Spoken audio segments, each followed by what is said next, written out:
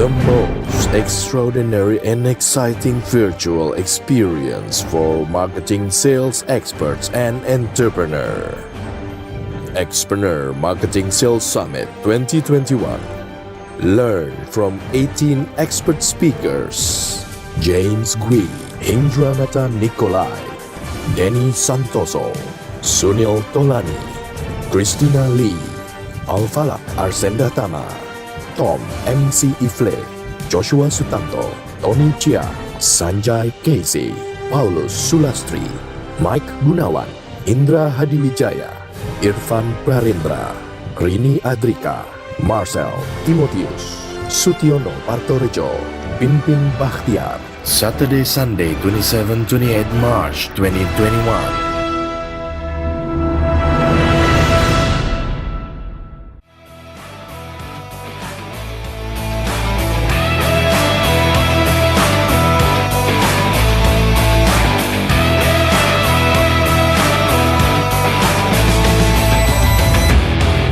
Oke ya, siang ini kita akan teruskan acara sharing kita dari 18 expert yang luar biasa. Ya, kita akan jumpa dengan Coach Irfan. Ya, sebelum Coach Irfan akan membagi pengalamannya, sharing dengan kita semua, saya akan sampaikan siapa sebenarnya Coach Irfan Prarendra ini. Ya, beliau adalah Destructive Coach, ya, juga professional certified coach dari International Coach Federation, ya, lebih dari 500 jam, ya, pengalamannya beliau sebagai coach, dan beliau adalah lulusan dari ITB dan meneruskan masternya di Universitas Gadjah Mada. Lebih dari 20 tahun berkarir di bidang marketing and sales, sehingga ini pengalaman yang panjang dari beliau akan ditumpahkan dalam siang ini. Untuk itu, saya harapkan semua dari kita untuk tetap fokus untuk mengikuti sampai selesai. Ya. Selain itu, beliau juga sekarang memegang klien, lebih dari ratusan klien yang dipegang. Ya, tentunya yang hal yang lain adalah mereka adalah founder dari wellness startup. Nah, itulah profil dari Coach Irfan. Berikutnya saya serahkan sepenuhnya waktu pada Coach Irfan Prarendra. Untuk itu tepuk tangan buat Coach Irfan semuanya. Terima kasih Coach Yon atas perkenalannya. Selamat siang teman-teman sekalian. Semangat pagi. Baik, kali ini saya akan melanjutkan cerita kita dari tadi pagi ya, tentang Pak Jerry yang punya perusahaan mendistribusikan secara grosir maupun retail alat-alat komputer. Ya. Dan bagaimana coaching your sales team for success bisa membantu Pak Jerry ke depan untuk memastikan bahwa timnya bisa sukses dalam melakukan penjualan-penjualan meskipun dengan segala macam tantangannya. Sedikit perkenalan saya disruptive coach, bukan distraktif ya teman-teman. Jadi disruptif intinya saya membantu klien-klien saya untuk bisa keluar dari pola-pola yang biasa mereka jalankan dan menemukan pola-pola terbaru sehingga dalam menjalankan bisnisnya, dalam mengelola sales teamnya, mereka bisa memunculkan ide-ide yang otentik, yang khusus bisa membantu timnya untuk menjadi sales team terbaik di industrinya. Basically, sehari-hari saya menjadi coach di mana klien saya kebanyakan bertemu dengan one on one ya, tatap muka. Meskipun demikian saya juga menjalankan beberapa kelas yang isinya membantu teman-teman yang ingin belajar coach untuk menjadi sales coach bagi timnya masing-masing gitu. Dan terkait dengan Pak Jerry ini, kita biasanya mengenal ya dalam sebuah usaha untuk mengembangkan tim sales. Ada 3 cara yang biasa kita gunakan. Ya, ada training, ada mentoring, kemudian baru terakhir ini coaching. Nah, coaching itu belum terlalu umum dikenal di Indonesia. Dan dari sesi kali ini saya akan mengajak teman-teman memahami bagaimana 3 cara pengembangan ini berperan untuk saling melengkapi satu sama yang lain. Kita akan mulai dengan membahas yang namanya training. Training biasanya dijalankan dalam sebuah kelas. Satu persatu juga bisa, tetapi jadi makan waktu terlalu panjang. Sehingga training biasanya dijalankan dalam bentuk kelas. Ya.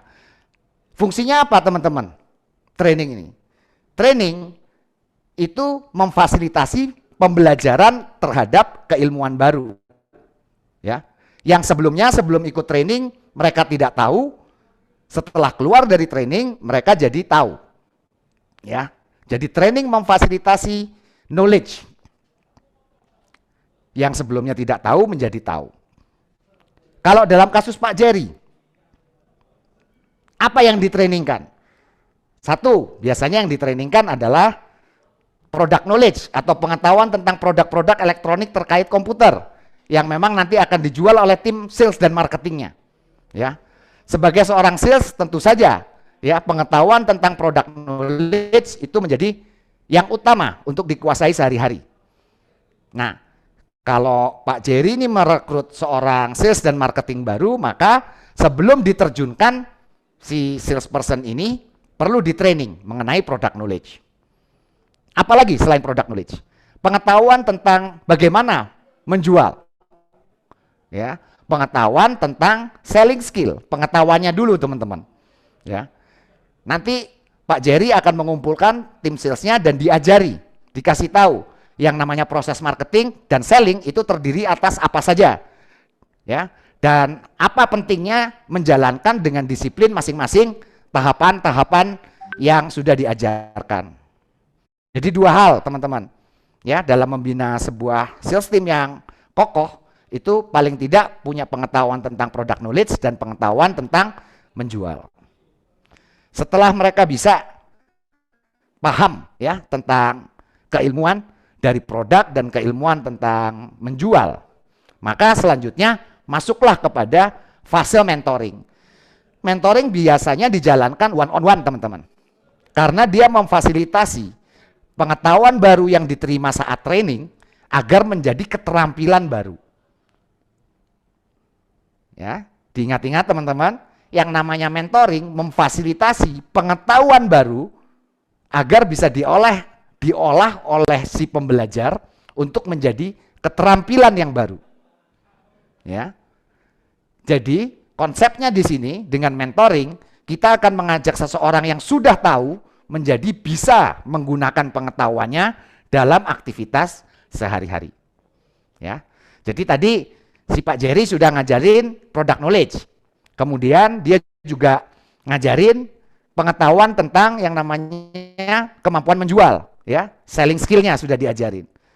Nah, kemudian Pak Jerry akan mengajak satu persatu dari timnya untuk memberi contoh, mendemonstrasikan bagaimana pengetahuan dan keterampilan itu dimanfaatkan saat bertemu dengan customer atau calon pelanggan. Ya, disinilah terjadi proses mentoring. Ya, yang intinya ada dua, yaitu mendemonstrasikan bagaimana pengetahuan dan keterampilan itu digunakan dan kemudian mencari feedback untuk akhirnya si pelajar ini ya, si sales team ini mencoba meniru. Jadi tiga, demonstrasikan dulu, terus kemudian tanya pemahaman si pembelajar ini, yaitu sales team yang sedang belajar, dan kemudian minta dia meniru sesuai dengan yang dicontohkan. Pada dasarnya ini mentoring yang biasa kita gunakan dalam mengelola dan meningkatkan kemampuan dari seorang penjual, ya, mentoring. Mengajak seseorang dari yang sudah tahu menjadi bisa menggunakan ilmu dan keterampilannya dalam aktivitas sehari-hari. Oke ya, kita sudah tahu training, kita sudah tahu mentoring. Jadi ada apa dengan coaching? Kan sudah tahu coach ya ilmunya, kemudian sudah bisa jalaninnya, sudah dong, tinggal disuruh kerja. Betul ya, betul sekali bahwa seseorang yang sudah punya pengetahuan dan keterampilan bisa diterjunkan langsung ke lapangan. Hanya dalam proses dia memanfaatkan ini bisa jadi dia ketemu hal-hal yang sebelumnya tidak dia bayangkan. Ya. Ini terkait bagaimana pengetahuan dan keterampilan itu digunakan. Sehingga coaching itu akan digunakan oleh seorang sales leader, pemimpin sales, entrepreneur juga, untuk membantu setiap orangnya menyusun strategi. Menyusun strategi untuk menggunakan pengetahuan dan keterampilannya. Untuk apa? Mencapai goal. Ya. Jadi sudah tahu, sudah terampil, yang perlu dilakukan selanjutnya nyusun strategi. Maksudnya apa? Pengetahuan dan keterampilan itu jika digabungkan dalam diri seseorang, cara menggunakannya dari orang ke orang bisa berbeda, teman-teman. Ya. Sebagai seorang sales leader yang efektif, kita tidak mengeneralisasi semua tim kita. Kita bantu masing-masing dari mereka menemukan cara terbaik dalam mengimplementasikan pengetahuan dan keterampilannya. Itu namanya menyusun strategi. Dan untuk membantu mereka menyusun strategi, seorang sales leader perlu menguasai yang namanya keterampilan coaching. Buat apa sebenarnya? Ya karena pengetahuan dan keterampilan digunakan untuk mencapai goal. Goalnya siapa? Goalnya pemilik bisnis atau pemimpin sales, dan goalnya tim salesnya, jangan dilupakan. Ya, karena di sini ada dua orang, dua pihak. Yang satu atasan atau owner bisnis ya, dan yang kedua adalah orang yang menjadi sales teamnya. Mereka masing-masing punya goal. Ya, bagaimana seorang sales leader memfasilitasi, memahami goal dari masing-masing timnya untuk nanti diselaraskan dengan tujuan atau goal dari timnya secara keseluruhan, ini akan membantu mereka bisa berkembang. Sering kalau kita bisa lihat perilaku seorang sales team yang setelah tahu dan bisa, belum tentu mau jalanin. Ya, belum tentu mau melakukan penjualan. Seperti di dalam kisah Pak Jerry ini. Ya.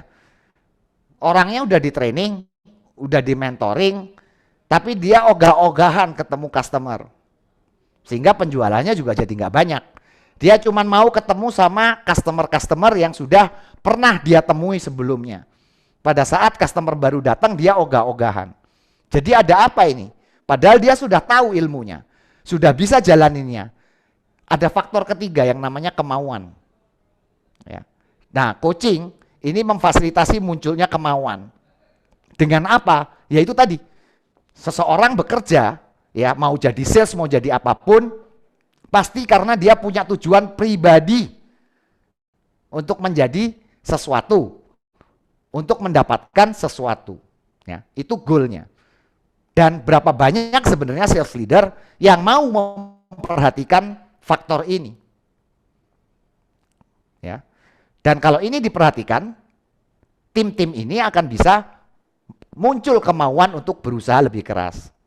Kalau goal mereka tidak diperhatikan oleh leadernya, maka mereka ogah-ogahan. Ya buat apa saya kerja capek-capek, yang tambah kaya kan bos saya. Ya, tidak ada perubahan nasib dari saya yang berjuang mati-matian. Bisa saja kan seorang sales team berpikiran seperti itu, sehingga dia cuma mau mengandalkan gaji rutin saja, ya, tidak mau bersusah payah. Itu karena apa? Seorang leader atau business owner tidak mendengarkan sebenarnya aspirasi, goalnya si karyawan ini. Untuk apa sih sebenarnya dia bekerja? Gitu ya teman-teman. Nah yang teman-teman nanti perlu pahami adalah goal itu bukan target. Ya. Kalau kita ngomong sebagai seorang sales leader dalam mengelola timnya, kita biasanya paham dengan yang namanya target. Ya. Yang seringkali kita kurang pahami adalah bagaimana target itu berbeda dibanding goal. Ya. Goal itu adalah apa, teman-teman? Sebuah kondisi yang terwujud saat target tercapai. Perhatikan ya, goal itu adalah keadaan yang terwujud saat targetnya tercapai. Biasanya target ini dalam sales ya tentu saja angka penjualan ya. Kemudian kedua apa? Jumlah pelanggan ya. Ketiga jumlah transaksi per pelanggan per bulan misalnya Ya, itu adalah angka-angka target. Dan kenapa target ini penting? Karena target ini sebenarnya jadi indikator tercapainya goal. Ya. Nah, biasanya seorang sales leader dan business owner sangat paham goal dan target dari perusahaannya atau usahanya, ya. Yang dia lupakan adalah bahwa orang yang bekerja di dia itu juga punya goal. Mereka juga punya indikator personal. Ya. Dan percakapan bagaimana goal antara dua belah pihak ini bisa difasilitasi untuk jadi satu, bertemu. Yang artinya jika goal perusahaan tercapai, goal personal orang ini tercapai, ya. Kalau itu bisa ditemukan dalam percakapan coaching, maka semua orang akan muncul semangatnya. Maka semua tim sales akan muncul kemauannya untuk bekerja dengan lebih keras. Gitu ya. Jadi ini bedanya.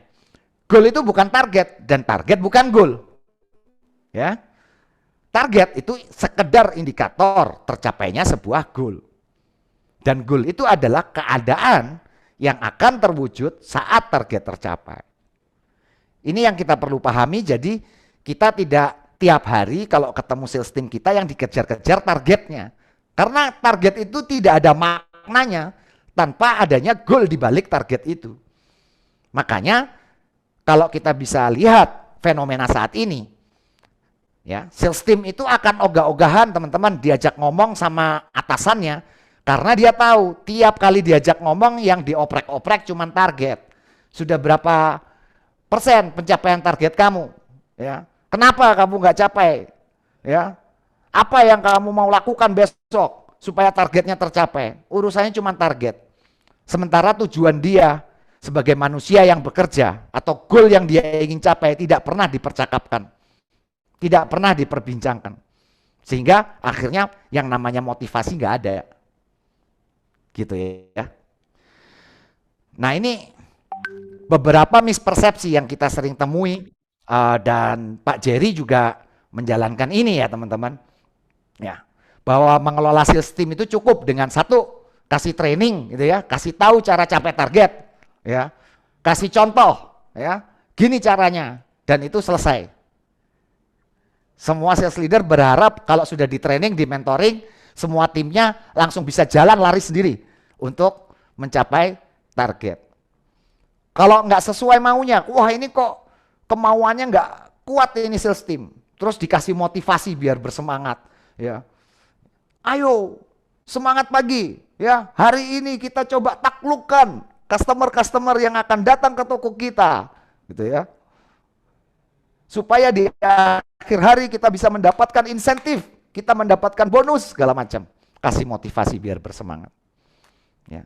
Dan jangan lupa, biasanya di belakang itu ada tekanan supaya lari kencang. Ya, ya bagi nanti yang penjualannya terburuk hari ini ya, push up 100 kali. Kasih tekanan biar larinya kenceng. Ya. Apa benar dengan cara-cara seperti ini mereka akan loyal dan semangatnya terus tinggi untuk mencapai kinerja? Itu pertanyaannya. Karena ini mispersepsi teman-teman. Yang ada seorang sales team kalau dibeginikan keluar, ya, dia cari bos yang lain. Yang akhirnya kita sebagai atasannya juga jadi lebih sulit hidupnya. Kenapa? Harus rekrut lagi, ngajarin lagi dari awal, ya, dengan tidak ada jaminan bahwa target juga akan tercapai. Nah, mispersepsi ini yang sebenarnya kita mau ganti. Dengan memahami sebenarnya motivasi. Kalau kita ingin memunculkan motivasi dari dalam sales team, itu munculnya dari mana? Pahami dulu ini. Ya, motivasi itu munculnya dari dalam diri teman-teman. Ya, pertanyaan-pertanyaan dulu. Motivasi itu muncul dari dalam diri karena dia tahu dengan apa yang dia kerjakan dia akan mendekati goal atau tujuannya. Ya, coba kita renungkan. Ini Pak Jerry kita coba tanya, Pak, jika target Bapak tercapai yang tadi itu, yang dikejar oleh teman-teman sales, sebenarnya goal siapa yang terwujud? Ya, Pak Jerry beserta tim salesnya Pak Jerry. Gimana Pak Jerry? Dan sebenarnya ya Pak Jerry, seberapa paham sih Anda terhadap goal dari masing-masing anggota tim sales Bapak? Kalau kriteria sukses mereka, seberapa paham nih Bapak paham? Terhadap, ya. Apa yang disebut sukses bagi masing-masing anggota tim sales Bapak? Ya. Jadi kalau hal ini ditanyakan kepada tim sales, sebenarnya kamu kerja ini buat apa? Ya. Terus apa yang membuat kamu mau bekerja di sini? Ya. Bagaimana sebenarnya pekerjaan kamu di sini bisa membantu kamu mendapatkan kehidupan sesuai yang kamu cita-citakan. Ya. Kalau kita ngomong sukses nih, kamu sendiri menganggap dirimu sukses kalau sudah apa? Ya. Itu pertanyaan-pertanyaan yang kita bisa ajukan ke teman-teman sales team kita untuk memahami goal dan kriteria suksesnya. Dengan memahami ini, mereka akan merasa didengar, dan dengan memahami ini, seorang sales leader bisa menempatkan goal perusahaan pada tempatnya. Artinya kita bisa bilang bahwa dengan mencapai goal perusahaan sebenarnya kamu juga akan mendekati goal pribadi kamu. Bagaimana caranya? Anda sebagai tim leader bisa menjelaskan itu. Ya. Kembali ke Pak Jerry. Nah Pak Jerry ini dia jelas tujuannya. Saya ingin sukses itu karena saya ingin jadi salah satu distributor komputer terkemuka di Indonesia ke depannya. Sekarang saya belum, saya masih grosiran dan retail. Jelas goalnya. Maka dari itu saya harus bisa menunjukkan kepada merek-merek komputer bahwa organisasi saya itu handal dalam mendistribusikan komponen-komponen komputer. Itu goal dia. Nah pertanyaannya adalah, seberapa paham Pak Jerry terhadap goalnya anak buahnya? Sukses bagi anak buahnya Pak Jerry artinya seperti apa? Nah Pak Jerry jika ingin memunculkan motivasi dari timnya, perlu memahami ini. Sehingga Pak Jerry di akhir percakapan bisa ngomong nih ke timnya, gini loh teman-teman sales team, dengan teman-teman itu menjual bagus ya, maka kita bisa jadi distributor nanti ya. Apa artinya itu buat teman-teman? Teman-teman mendapatkan beberapa hal yang itu teman-teman cita-citakan. Kamu si A, kamu pingin bisa ngirim paling tidak 500.000 ke orang tua kamu tiap bulan. Nah kalau kita jadi distributor, kamu bisa lakukan itu. Ya, kamu B, kamu pengen tahun depan kamu pengen ngelamar pacar kamu ya, iya, sukses buat kamu kalau sudah bisa ngelamar pacar kamu, ya boleh, ya. Dan bayangkan, ya, bagaimana kalau kita jadi distributor, ya, nanti kamu itu juga pendapatannya pasti bisa membantu kamu melamar dengan layak calon istri kamu. Nah, ini menyatukan kedua goal, yaitu goal dari perusahaan dan goal dari pribadi tim sales, jadi penting bagi seorang sales team leader untuk memunculkan motivasi. Ya, karena pada dasarnya motivasi itu tidak berasal dari luar. Tidak semua orang pengen kaya, teman-teman. Ya. Jadi kalau kita menggunakan sesuatu yang kita anggap itu adalah motivasi buat kita, saya pengen kaya gitu, saya pengen jadi terkenal di Indonesia. Sales team kita belum tentu mauin hal yang sama. Buat mereka yang namanya sukses belum tentu seperti itu. Yang namanya sukses bisa sekedar dengan bisa mengirimkan uang kepada orang tua 500.000 per bulan. Atau seperti tadi, paling tidak tahun depan dia sudah bisa melamar calon istrinya dengan layak. Ya. Jadi ini yang perlu dipahami. Tidak semua orang pengen kaya, jadi diiming-imingin uang besar. Buat apa? Karena kalau mereka tidak menginginkan itu, maka ya tidak termotivasi juga. Ini yang perlu dipahami.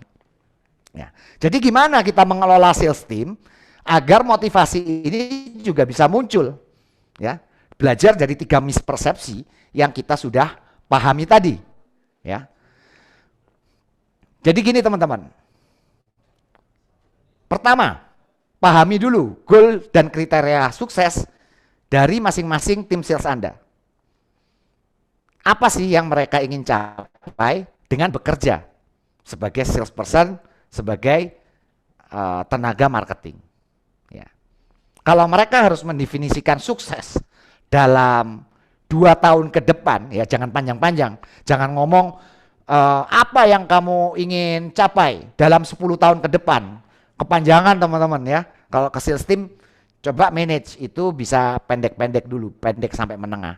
Kita bisa tanya, 2 tahun lagi kalau kamu itu bisa menilai dirimu sukses, indikatornya apa? Tandanya apa? Dia bisa jawab dari situ. Paling enggak saya punya motor sendiri yang ya meskipun nyicil tapi saya sudah punya lah Pak gitu ya. Dan paling tidak saya juga bisa ngontrak rumah yang layak lah setelah saya menikah misalnya. Mungkin sukses mereka dalam 2 tahun hanya seperti itu. Dan bagaimana sebenarnya mencapai goal di perusahaan, membantu si tim sales ini mencapai goalnya. Ya, itu dulu. Yang kedua adalah menyusun strategi menggunakan pengetahuan dan keterampilan tim yang paling cocok dalam menghadapi situasi saat ini. Kita sudah diajari product knowledge. Kita sudah diajari cara menjual, yaitu di situ bagaimana melakukan prospecting, bagaimana melakukan presenting ya, dan bagaimana melakukan closing. Sudah diajarkan. Malah ditambahkan oleh si Pak Jerry ini. Mereka diajari bagaimana cara menghandle keberatan atau penolakan, yaitu handling objection. Ya. Semua orang sudah diajari. Hanya bagaimana mereka bisa punya strategi untuk menjalankan pengetahuan ini, ya, menjalankan keterampilan ini yang cocok dengan situasi yang dihadapi, itu jadi penting. Misalnya salesman A itu memang tugasnya menunggu toko, dia tidak kemana-mana, dia menunggu tokonya si Pak Jeffrey ini, ya. Maka bagaimana dia melakukan prospecting tidak ada karena orangnya datang langsung, ya, ke toko. Yang dia harus lakukan adalah presenting, dan kalau orang menolak dia bisa pakai handling objection, gitu ya. Tapi ada si B yang tugasnya itu mencari toko-toko komputer yang lebih kecil untuk mau beli komponennya dari tokonya Pak Jeffrey. Ya. Maka dia juga harus bisa menjalankan kegiatan yang namanya prospecting. Ya. Prospecting, kemudian presenting, baru dia closing. Nah, karena situasinya berbeda, maka strateginya juga berbeda teman-teman. Meskipun pengetahuan dan keterampilannya sama.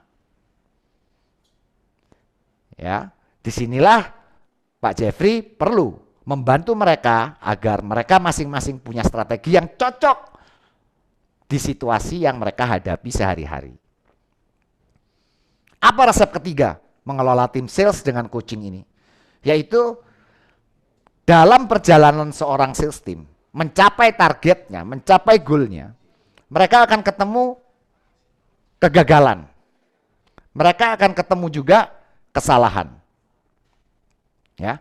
Maka minta mereka untuk belajar dari kesalahan dan kegagalan yang mereka temui. Ya. Bukan terus dimarahin kalau salah. Ya, saya gagal bos, dari yang saya prospek 10 yang beli baru cuma 2. Terus bosnya marah-marah. Nah ini nggak membantu. Yang membantu jika dari percakapan antara si bos dan tim sales marketing ini bisa mengambil hikmah dari kegagalan atau kesalahan yang sudah dijalankan. Ya, pertanyaannya bisa jadi seperti ini. Apa yang menurut kamu jadi faktor yang membuat 8 yang tadi itu nggak mau beli? Gitu ya. Apa yang kamu pelajari tentang mereka? By the way ya, yang beli sama yang nggak beli tadi bedanya apa ya kalau kamu pikir-pikir ya? Kenapa yang 2 ini mau beli, yang 8 nggak mau beli? memangnya apa bedanya? Kalau dari kegagalan ini ya, ada sesuatu yang bisa membantu kita ke depan lebih sukses. Apa yang kamu mau bawa sebagai pembelajaran? Nah, komunikasi dengan seperti inilah yang dinamakan komunikasi gaya coaching.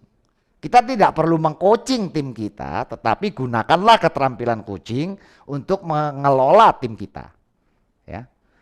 3 ya, cara mengelola dengan gaya coaching. 1, pahami goal dan kriteria sukses dari masing-masing tim sales Anda. Kedua, bantu mereka menyusun strategi menggunakan pengetahuan dan keterampilan tim yang paling cocok di situasi mereka masing-masing. Ketiga, ajak mereka belajar dari kesalahan dan kegagalan agar mereka punya masa depan yang lebih baik. Ya. Gimana caranya supaya kita bisa memfasilitasi percakapan ini? Dan benar-benar ya, hasilnya tim kita itu bisa muncul semangatnya. Ya, ini 3 hal juga yang teman-teman perlu perhatikan ya. Suasana kerja. Bangun suasana berdasarkan kemitraan, bukan kerajaan. Ya. Repotnya gini, kalau kita jadi sales leader, kita seringkali pingin kayak mengelola tentara kerajaan ya. Kalau kita suruh mereka harus menjawab siap komandan, siap laksanakan gitu. Tapi nggak belajar apa-apa. Ya. Siap-siap terus tiap hari ngomong ya. Tetapi efektif call-nya ya dari 10 yang dikunjungin, 10 dikunjungin, yang beli cuma 2. Dan tiap hari begitu-begitu saja. Nah itu efek dari suasana kerajaan. Coba kita ganti suasananya. Jadi suasana kemitraan, teman-teman. Ya. Kedua, yang kita ingin munculkan dalam interaksinya bersama sales team adalah ajaklah untuk berpikir kreatif. Ya. Ajaklah berpikir kreatif dengan mengajukan pertanyaan yang eksploratif bukan intimidatif. Ya. Eksploratif ya, bukan intimidatif. Kalau nanya itu bukan kenapa kamu nggak bisa? Gitu ya. Itu intimidatif. Ya, teman-teman. Gunakan pertanyaan-pertanyaan yang mampu mengeksplorasi fakta-fakta yang mempengaruhi keberhasilan seorang sales team. Contoh pertanyaannya seperti tadi. Iya, ngerti sih 8 orang tadi nggak beli ya. Ya, sebenarnya dalam menemui mereka tadi apa saja yang menurut kamu sudah berjalan sesuai rencana? Terus rencana kamu yang nggak bisa jalan yang mana? Apa ya faktor yang membuat tadi itu nggak jalan akhirnya? Eksploratif. Pertanyaannya terbuka, tidak intimidatif. Ya. Dan tentu saja ini harus disambung dengan poin ketiga, yaitu bantu mereka membuat rencana kerja dan memodifikasinya dari kegagalan. Dan jangan lupa berikan dukungan bukan ancaman. Bagaimana memberikan dukungan? Memberikan dukungan adalah 1, kita menyediakan ruang mereka untuk berbuat kesalahan, tetapi dengan syarat mereka bisa belajar dari kesalahan itu. Dan kesalahan bukan untuk dihukum, tetapi kesalahan untuk diambil pelajarannya agar besok tidak diulangi. Ya, gitu kira-kira teman-teman. Saya mau lihat dulu nih beberapa pertanyaan yang sudah muncul ya. Coba kita lihat ya. Mengambil hikmah dari kegagalan. Coach, saat ini saya memanage 100 sales dan sebagian besar memang termotivasi melalui finansial. Pertanyaan saya, bagaimana saya bisa meyakinkan atasan saya untuk mengubah strategi sementara budget harus seminimal mungkin?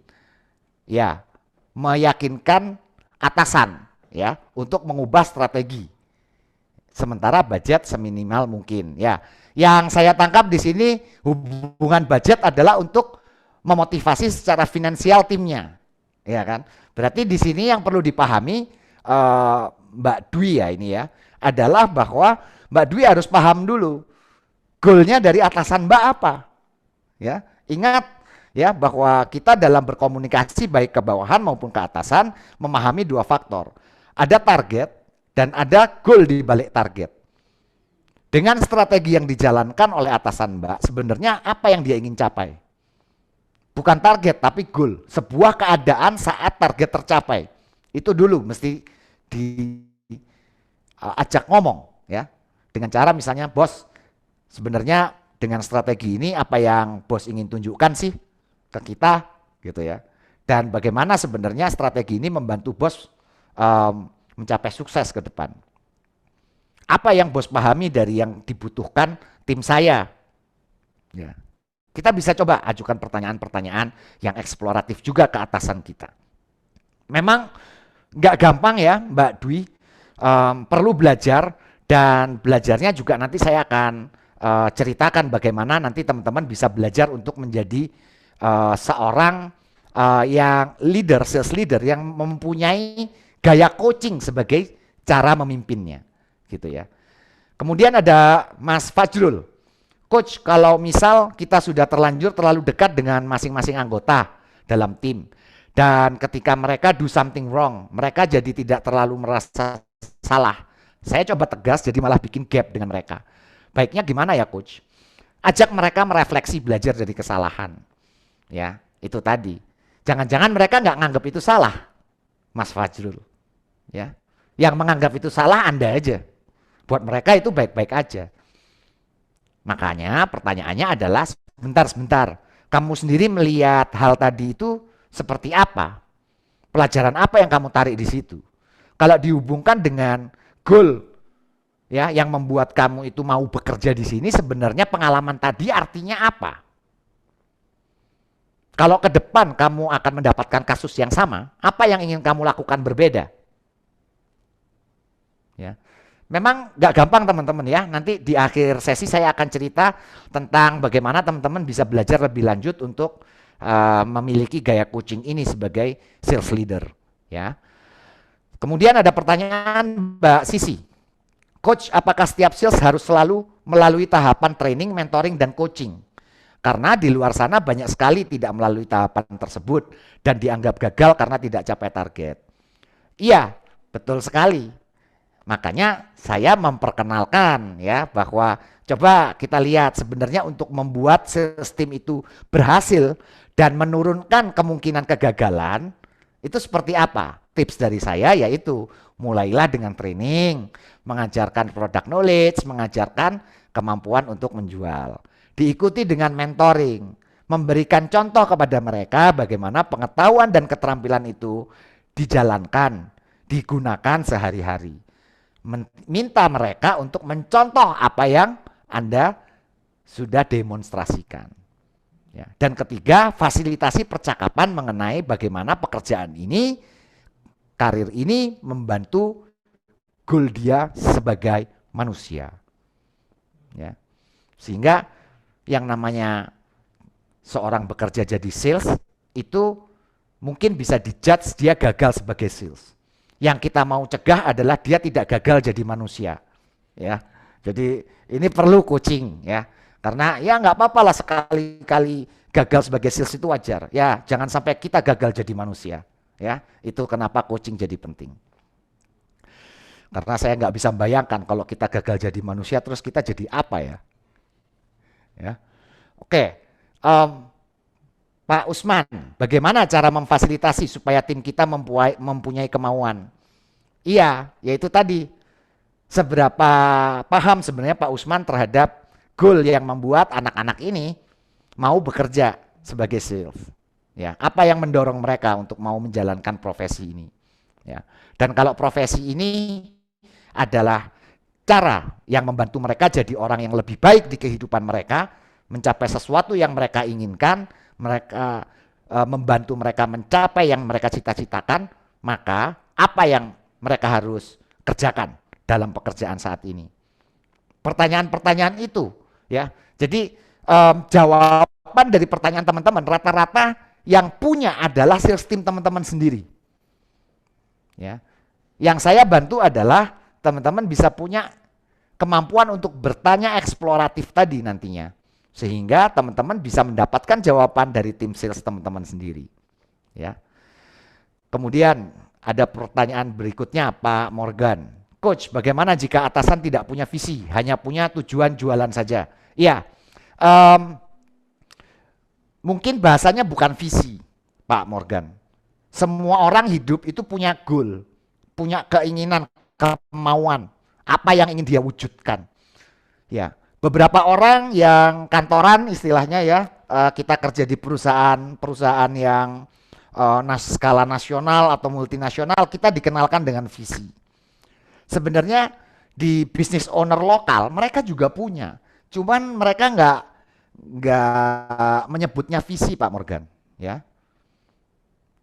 Mereka menyebutnya dengan sesuatu yang lain, yang kita bisa pancing juga. Emang kalau usaha ini berhasil, apa yang bos mau tunjukkan ke keluarga dan ke dunia sebenarnya, dunia luar lingkungannya si bos gitu. Coba ditanya, sepertinya nggak punya visi. Karena kalau ditanya bos, emang visinya perusahaan ini apa? Bingung dia. Ya, bukan karena dia nggak punya visi, karena dia mungkin tidak menggunakan kata-kata visi itu untuk mendeskripsikan goalnya. As simple as that, Pak Morgan. Coba cari pertanyaan lain, ya, yang bisa memunculkan apa yang Pak Morgan ingin ketahui dari si bos. Ya. Kemudian, coach, goal paling mudah untuk sales baru seperti apa? Nah, itu coba ditanyakan ke pesertanya, ke si sales baru itu. Apa yang membuat kamu ngambil pekerjaan ini? Dia bisa jawab gini, saya nggak punya pilihan. Saya ngelamar banyak macam-macam, yang terima saya cuman ini gitu. Ya. Maka kita sebagai sales leader yang punya gaya coaching perlu bisa memunculkan pertanyaan yang mengeksplorasi lagi. Oke, terlepas jenis pekerjaannya. Sebenarnya apa sih yang ingin kamu wujudkan dengan bekerja? Ya. Dan kalau karir ini sebagai sales bisa membantu kamu mencapai itu, apa yang kamu siap lakukan? Gitu ya. Jadi teman-teman kalau nggak mendapatkan jawaban yang diinginkan, tips paling gampang adalah ubah pertanyaannya. Jangan-jangan ya sales teamnya nggak paham yang ditanyain. Gitu ya. Oke. Pak Fajrul, terima kasih coach. Sama-sama Pak Fajrul. Kemudian ada Abigail Koni. Gimana caranya menyadarkan why, tapi nggak seperti mengejar-ngejar, tapi ini posisi kita nomor nggak di save dan pesan kita tidak pernah dibaca lagi. Ya nggak bisa menyadarkan, berarti dia memang nggak mau kontak sama kita ya. Jadi sebenarnya ini jadi refleksi bagi kita, Mbak Abigail mungkin ya, bahwa sebenarnya yang butuh dia kita atau dia butuh kita. Ya tentu saja ya, dia nggak akan mau respon kita kalau dia merasa yang butuh dia itu kita. Ya, yang semua hubungan deh, nggak perlu hubungan sales dan atasannya gitu ya. Hubungan percintaan aja itu saling membutuhkan. Jadi tidak ada hubungan yang bisa bekerja ya teman-teman pada saat tidak saling membutuhkan. Nah makanya sangat penting bagi kita untuk mengidentifikasi saling membutuhkan ini di kesempatan awal pada saat kita berinteraksi. Sehingga apa yang dialami Mbak Koni tadi, Mbak Abigail tadi tidak berulang, terus-menerus terjadi. Ya. Tanyakan apa yang membuat mereka mau berinteraksi dengan kita.